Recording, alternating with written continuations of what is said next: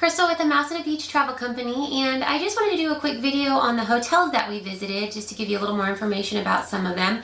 And the hotels that we were able to visit were popcentries, Art of Animation, the Caribbean Beach Resort, Rivera Resort, Disney's Yacht and Beach Club Resort, and those were all in the Skyliner, as well as the Boardwalk Inn and Villas and the Swan and Dolphin Hotel, but we didn't get a chance to see those last two.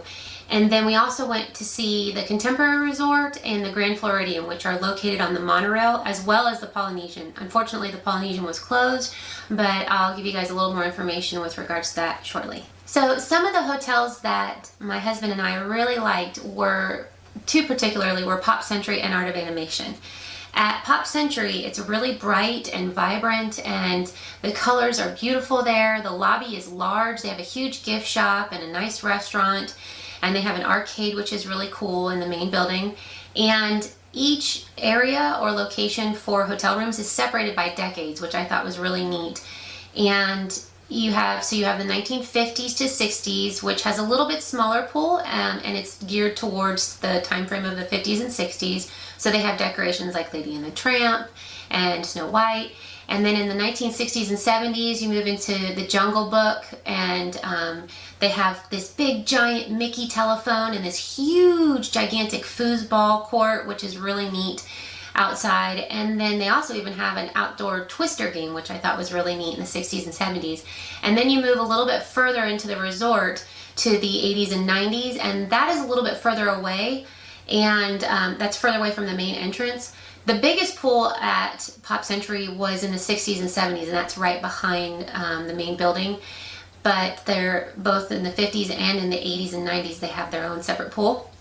And the 80s and 90s area was really kind of neat because you had a big giant Mr. Potato Head and a Walkman and floppy disks. There are all these huge decorations that are really bright and colorful. Who Framed Roger Rabbit, which was really kind of neat, and I thought it would be so neat to be able to show this to our kids at some point. The other hotel that we really liked was Art of Animation. That one was probably my favorite in terms of really wanting my kids to see it, because it's separated into 4 different resort themes. So you have the Cars theme, which is all the way at the back, and then you have Finding Nemo, which is near the front and main entrance, and then you have a separate section for Little Mermaid and Lion King. And what I loved about it is that there was animation pictures all over the hotel buildings themselves, but also the characters, which was so neat to see. So it really made it a lot of fun to just kind of roam around and see the different buildings and see what they looked like. It was well decorated, it was very visually appealing, and what I really liked was that it had stationary characters. For instance, in the Cars area, it was actually as if you were in Radiator Springs, and they had every single character set out so you could take pictures with it. Their pool was designed to seem a little bit more small and secluded, and they actually had little mini cabanas that were in the shape of road cones, which was really kind of cool. And then in Finding Nemo, that's your biggest pool on that resort, and it's really vibrant and colorful and full of beautiful different sea creatures from the movie. And the funniest part was along the hotel itself are the seagulls from the movie, and if you're not careful when you walk by, they do scream "mine," like from the movie. So just be on the lookout for that, because it definitely scared me to death. I wasn't prepared for that. They do have a really nice restaurant inside and a good gift shop as well. And then if you go a little bit further into the resort, you can see the Lion King area, and the Little Mermaid is not as decorated, but still really nice. Now, both popcentries and Art of Animation actually share a entrance to the Skyliner, which is really nice. And so you can go back and forth and see the different hotels whenever you have an opportunity. Something else that was really kind of nice when we were scoping out the hotels is that the Skyliners practicing quite a bit of social distancing in terms of parties. So only your party got to ride in a Skyliner cart. So that was really nice to be able to have that separation. So a couple of the other hotels, the moderate level hotels that we saw, were the Caribbean Beach. It's the most affordable moderate resort, and it is very large. It has the largest Skyliner station, which is also really neat. And it's not as visually appealing as Art of Animation and Pop Century, but it's still a beautiful hotel. It's broken down into separate locations. So you have Aruba, and then Jamaica, and then Trinidad, Barbados, and Martinique. And they also have Port Royal, which is their main entrance, and that's where their main huge pool is.